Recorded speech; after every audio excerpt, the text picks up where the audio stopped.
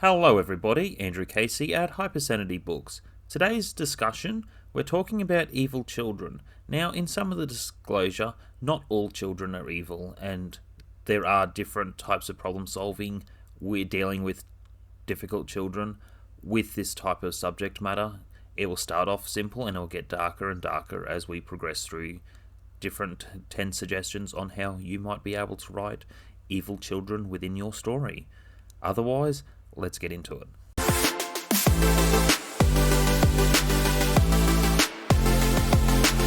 Number 10, environment. One big question within a child being disturbed is what type of environment are they living in? That's one of the big questions to ask yourself when creating characters like this.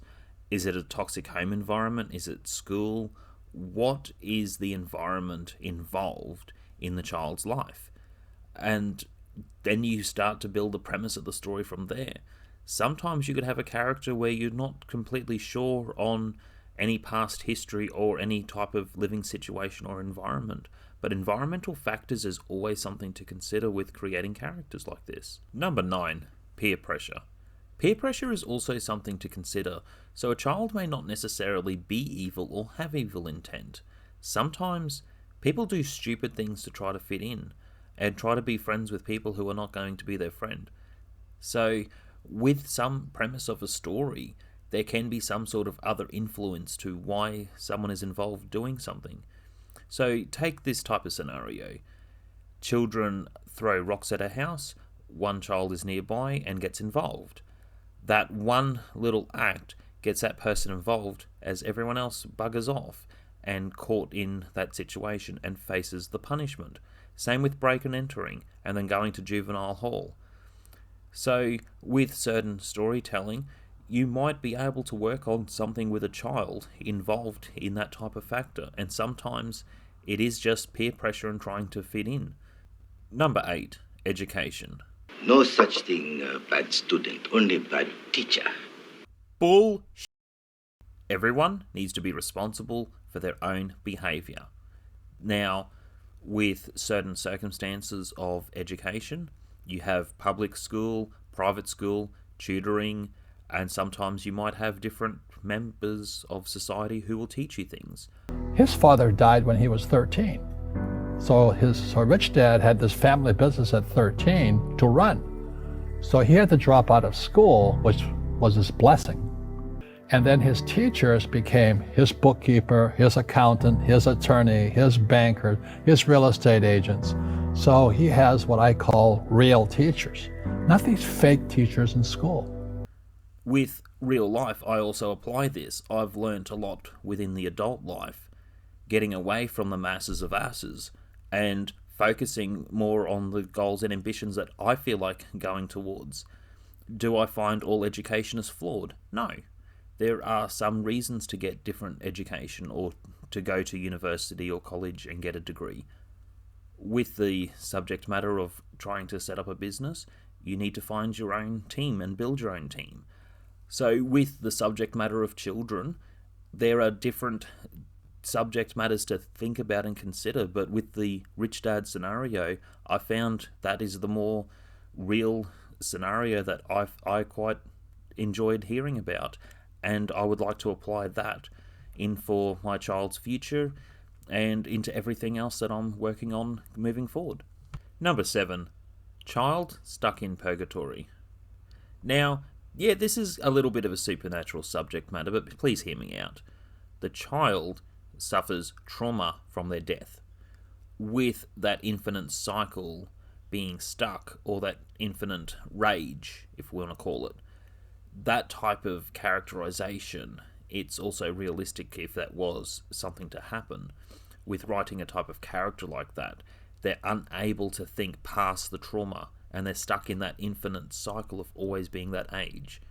With a friendlier example, take Casper for example, with the Steven Spielberg movie, Casper's unfinished business is not having a childhood because he died of pneumonia before the age of 12. So he is always going to be stuck at the age of 12. With his uncles, they can't cross over because their unfinished business being blood-related relatives is also connected to Casper. Casper's father, it explained in the movie that he died. I touched on that in the other video. I will do a case study more specific on that. With his father, also the same situation. His unfinished business is completely tied into Casper to not be able to cross over either.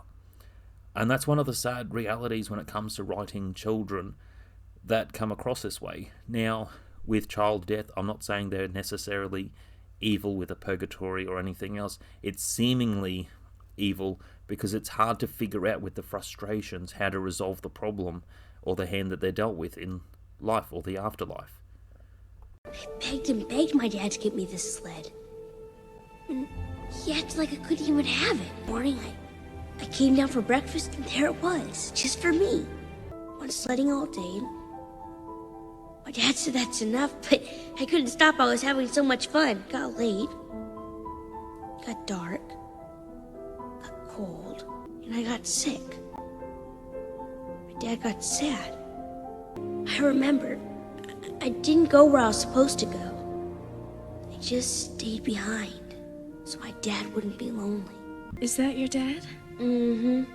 McFadden claimed that he was haunted by the ghost of his dead son, and that he invented a machine to bring him back to life. The Lazarus. Number 6. Writing a climax. Now, with the climax to The Good Son, it is quite a frightening psychological story. So, Macaulay Culkin did Home Alone, and between that and Home Alone 2, he starred in this movie. And it had critics quite concerned because of a child playing this type of role and his mental health. And the question gets asked if anyone can be redeemable or that a child is evil. With the child, there is the intent of hurting animals, the intent of having his sister fall into the ice. Now, with the story coming to the climactic point, the mother gets tested because she comes to some other realizations of what type of person that her son is. And in this situation, she's left with a very difficult choice.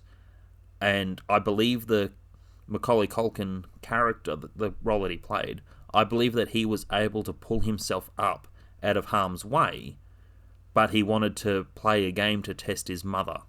Come on, Get up, pull up! Go on! Hang on! With this climax, it raises some very dark concerns because she's also in the care of another relative, being his cousin, or her nephew. Mom! Henry! Mom, I love you! Mom, I need your other hand! Come on! Help me! Help me! I wouldn't want to wish this type of situation on anyone, and when you consider the type of consequences there are to a situation, the fact comes within this climactic point, she has to choose one child to survive. And there will always be consequences after an event like that. There will always be an investigation, courtroom scene. Within the story, in this climactic moment, she is stuck and pushed under so much pressure, realizing that her son is evil and has to make a decision. Mom!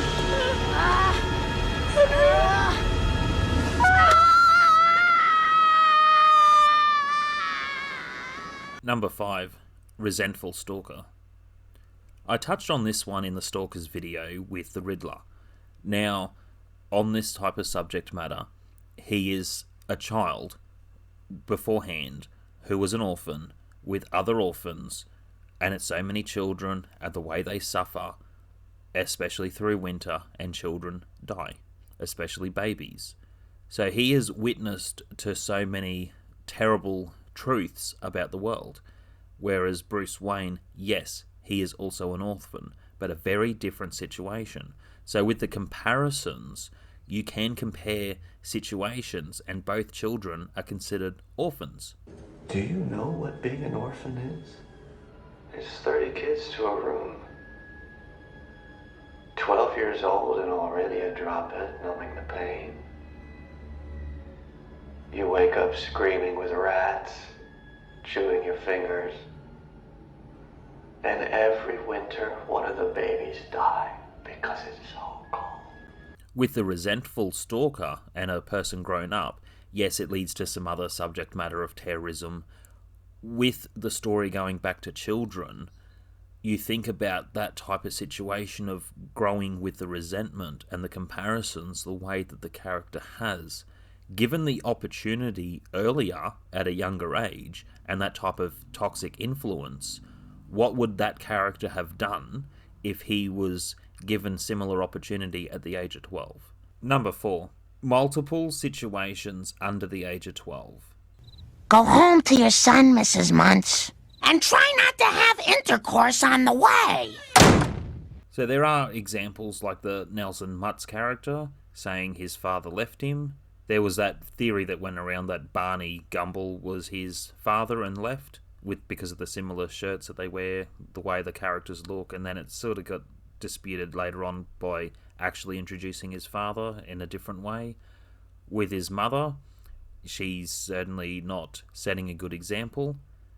With the environment that he lives in, it's too much free range of making his own decisions, and with that type of poor environment, he's always got something missing, and his bullying is taking it out on others. Is he completely evil?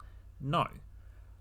Is he constantly redeeming himself? Well, like most franchises that carry on, he's stuck at that same age, so what story is actually canon?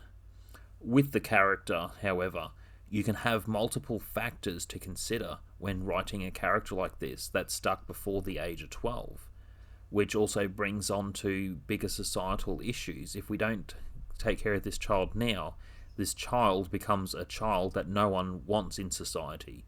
And as they grow up, there is more rebellion in years to come. However, there are situations that do turn around from that type of case study. Number 3, playing the victim. Playing the victim, and we'll talk about older teenagers in this factor, because it comes under as statutory rape between, for an example, and this is just an example, a female student and a male teacher. There are different TV shows that I've seen this happen. There are different reality situations where this happens because someone knows too much on how there's consequences for making allegations. There's also different ways of behaving to make something seem like it's for real. With this type of situation, though, I will also say, with a female character behaving like this, to claim that the male teacher did something when he did not, rip their clothes, self-harm themselves, yes, that person cannot be redeemed. I don't care what people say. I know there is that part on forgiveness. There is such an intent to do so much harm to another person's life that is not called for, and they should not be redeemed for that. With that type of behaviour, there's usually not much consequence that comes for it, and then that person has to live their life as a registered sex offender. The other person, even if they're proven innocent, it still sticks for life. And it affects a lot of jobs, it affects business. It's a terrible thing to have happen to someone. Number 2, interesting backlash from the Mrs. Doubtfire video. So yeah, I uploaded a video about Mrs. Doubtfire and compared book to film, and I made a point very clear. I've had a couple emails sent. I had made a point very clear, it's not the child's fault. Now, I also compared to a different situation, because when you're writing characters, you need to be distinct whether it is a child's fault or isn't a child's fault. With the scenario of Desperate Housewives with a young girl, similar to the last case, makes allegations, self-harm, when you listen to this bit of dialogue. Nice time. And we can keep having a nice time. Just give me what I want, or you're not gonna like what happens. Are you threatening me? I'm just saying. I got that idiot Preston to jump off the roof. Wonder what I could get Penny to do.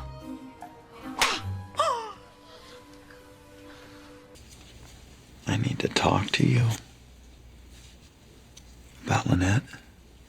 Sorry I had to call Dr. Dolan, Daddy, but she scares me. Yeah, you said that before. But here's the thing. They're going to let Lynette go soon, and when they do, you guys aren't going to be able to live in the same house anymore. You know that, right? So, where's she gonna live? Like, in a hotel or something? She lives here, Kayla. With me and the boys and Penny, this is her home. But don't worry, we're gonna find you a nice place to live. Daddy, I don't want to go anywhere. I want to stay here with you. I don't have a choice, Kayla. I need to keep you safe. But I made it all up. I lied about everything. I burned myself. And why would you do that, Kayla? I hate her. And it's so much better when it's just us.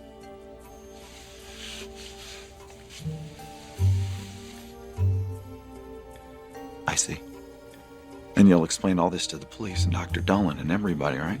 Yes, I promise. And then I can stay, right? No, sweetie, no. What you did was horrible. And I can't trust you anymore. Then I'm gonna keep lying to everybody. You don't want that, do you?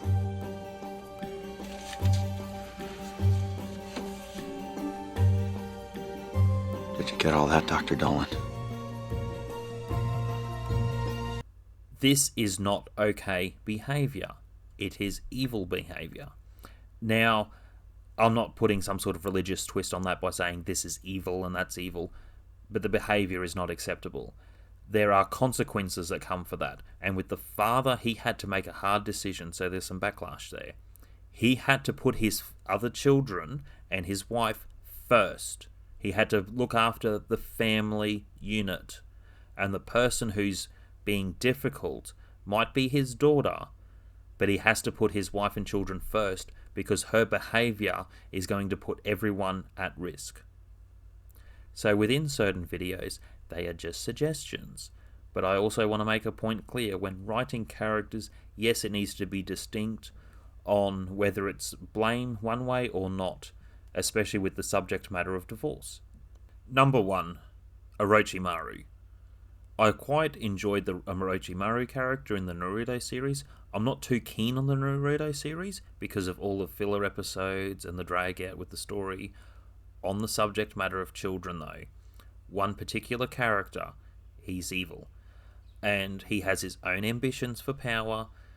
He will do a lot of necromancy within the magic that he's using, chakra, whatever you want to call it.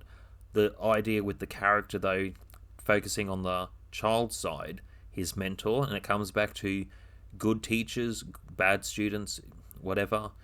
The child growing up is making his own decisions to be evil, his own decisions to kidnap other people, to cut them open, whatever he's going to do. So within writing certain characters that are children, there are some that you cannot help. And that's probably one of the hardest things to touch on. So with writing a character that's an adult but has that childhood, there may not be certain circumstances of environmental to why they're the way they are. Sometimes, and this is one of the hardest things with the writing the child character, you write the teacher character a certain way where they wish they did something different. No matter what they would have done, the child was still fucked up. And that's it for today. Hit like, subscribe, comment. I'll be touching on some more children with some very serious mental health issues, but that's another story and shall be told another time.